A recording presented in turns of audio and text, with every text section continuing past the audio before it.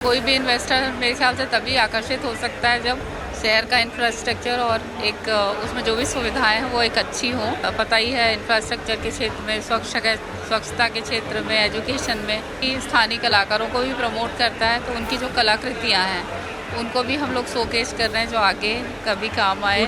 Smart city जो ग्वालियर है उसमें टूरिज्म की बड़ी अपॉर्चुनिटी है। रीजनल कॉन्क्लेव ग्वालियर में हो रही है और ग्वालियर में एक इंफ्रास्ट्रक्चर देने की बात सबसे ज़्यादा कही जाती है। तो ग्वालियर की स्मार्ट सिटी की आप देख सकते हैं कि एग्जीबिशन है वो यहाँ पर लगी हुई है।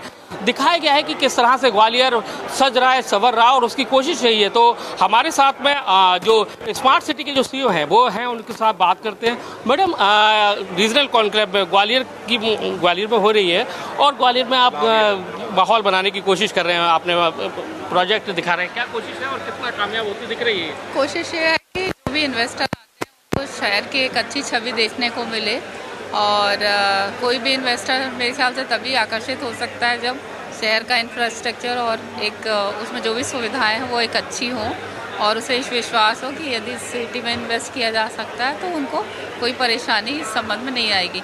तो स्मार्ट सिटी ने, आपको पता ही है, इंफ्रास्ट्रक्चर के क्षेत्र में, स्वच्छता के क्षेत्र में, एजुकेशन में और टूरिज़्म को प्रमोट करने वाले प्रोजेक्ट भी किए गए हैं। तो बस हम लोग उसी को एक शोकेस करना चाहते हैं। स्मार्ट सिटी स्थानीय कलाकारों को भी प्रमोट करता है, तो उनकी जो कलाकृतियाँ हैं उनको भी हम लोग शोकेस कर रहे हैं जो आगे कभी काम आए। टूरिज्म को भी प्रमोट करने की कोशिश हम देख रहे हैं। बिल्कुल, मैंने जैसा कि बताया कि खूबसूरत टूरिज़्म भी एक उद्योग है।